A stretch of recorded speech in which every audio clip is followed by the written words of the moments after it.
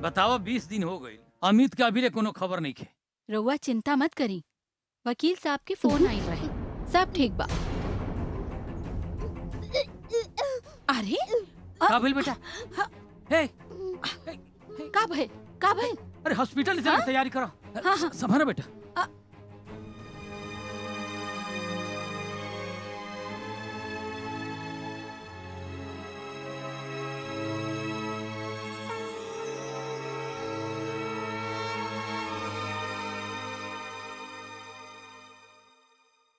बधाई हो शारदा बाबू, आप दादा बनने वाले हैं और भाभी जी दादी। डॉक्टर साहब, हमार बहू कैसन बाड़ी? अभी तो एकदम ठीक ये है। सब कब और कैसे हो गई? हमार प्लान फेल हो गई। ज्यादा काम मत करवाइएगा, ठीक है? राउर बहुत बहुत धन्यवाद। प्रणाम शारदा बाबू।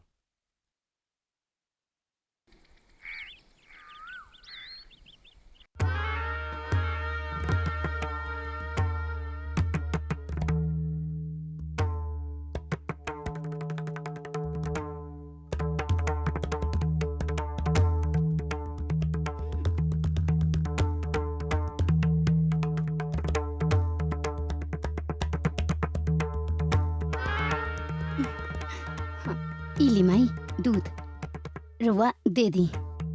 छुटकी दुल्हन किरण,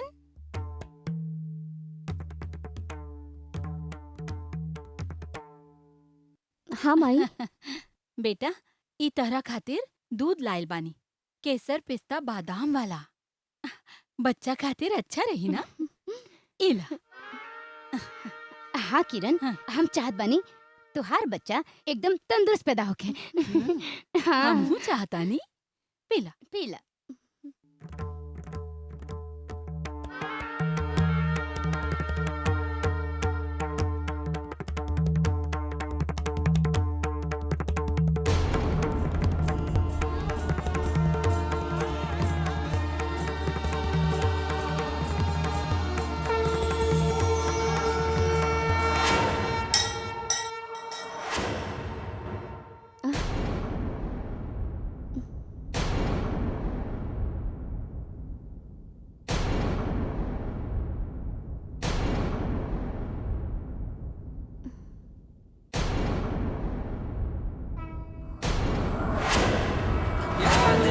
सर्वभूतेषु शक्तिरूपेण संस्थिता नमस्तस्ते नमस्तस्ते नमस्तस्ते नमो नमः। छठ मैया जय छठ मैया, छठ मैया जय छठ मैया, छठ मैया जय छठ मैया, प्रणाम छठी माई। छठ मैया जय छठ मैया।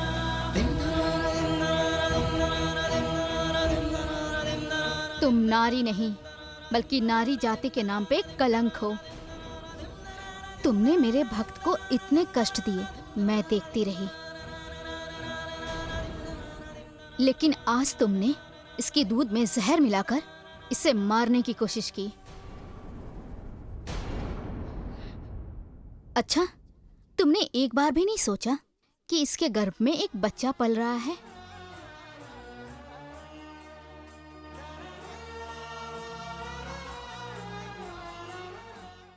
और बच्चे तो स्वयं भगवान के रूप होते हैं।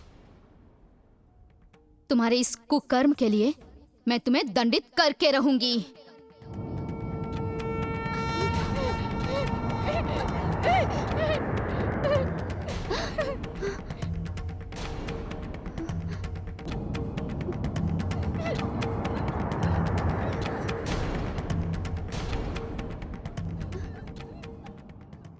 माई पिलो यही लायक रहला, जैसन करनी वैसन भरनी।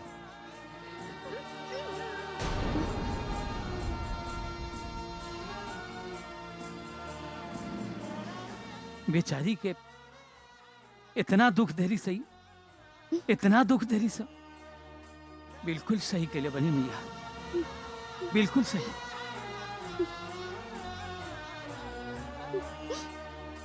हे छठी मैया, माफ कर दी ये लोग के। तका भइल अगर ये लोग के अंदर इंसानियत नहीं खे। हर एगो औरत होते हुए भी एगो औरत के ऊपर इतना अत्याचार कैलस लोग।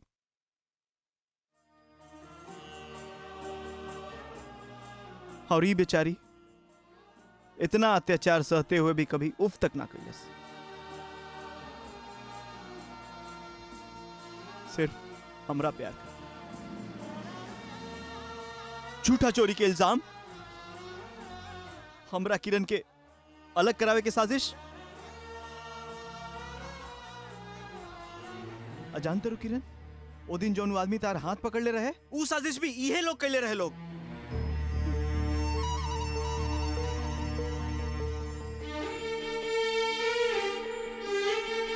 आज माँ, आज तू ई हद तक गिर गईलू कि इनकर जान लेवे चल गईलू, ई जानते हुए कि इनका कोख में एगो मासूम जान पल रहल बा।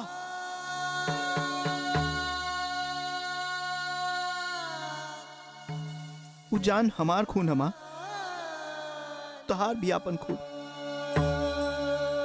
छी! हे छठी मैया,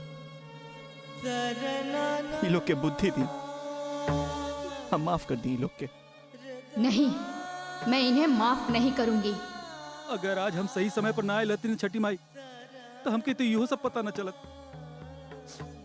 ई हमर माई और तू हमार मेहरारू। घिन आवता तू लोगन पर। माफ कर दी माई, आज सही समय पर आगे नहीं सब देख लेनी माई। तोहरा के बहुत ज्यादा अपना पैसा पे बहुत घमंड बाना, और तू माई लोभी लालची पैसा से हमरा खरीद ले बड़े तू लोग। अगर आज छठी माई की कृपा न रहत तो हमके कुछ ना पता चली। घिन आवता, एकरा से घटिया और कौनो काम ना मिलल तोनी लोगन के। माफ कर दी माई, माफ कर दी माई। माई, इनकरा के माफ करते माई, ये हमार विनती बा। नहीं, हम इन्हें दंड दे के रहेंगे, ताकि हमारे किसी भी भक्त को कष्ट देने से पहले इनकी दुर्दशा ही लोगों के लिए सबक बनेगी। माई, ये हमार सासू माँ और जेठानी बड़ी, इनकरा के माफ कर दे माई। नहीं, ये इस लायक बिल्कुल नहीं है कि इन्हें माफ किया जाए। माई, इनकरा के माफ कर दी माई, ये हमार विनती बा। ठीक है, तुम्हारे कहने पर मैं इन्हें माफ करती हूँ। या देवी सर्वभूतेषु शक्तिरूपेण संस्थिता नमस्तस्ते नमस्तस्ते नमस्तस्ते नमो नमः। या देवी सर्वभूतेषु शक्तिरूपेण संस्थिता।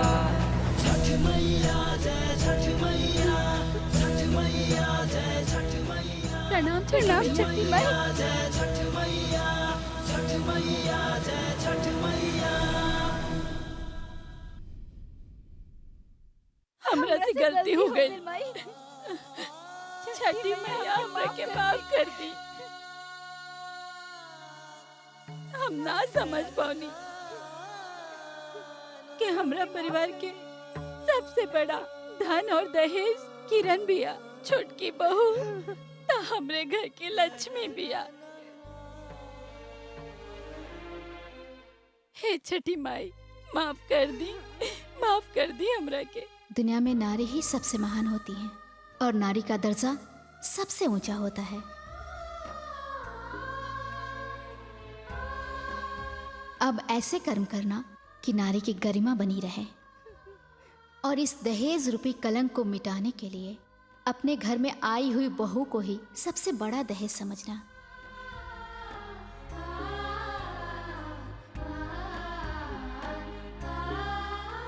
सदा सुखी रहो। जय छठी मैया।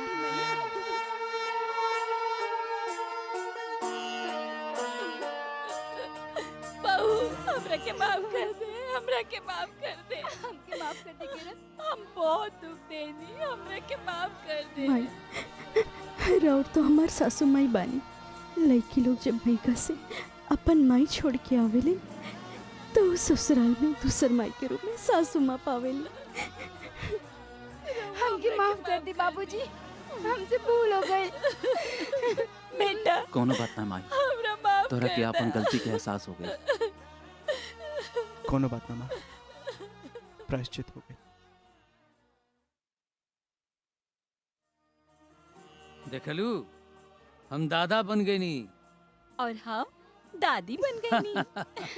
और हम बड़की माई बन गई नी। और हम बड़का पापा। हम बुआ बन गए नी।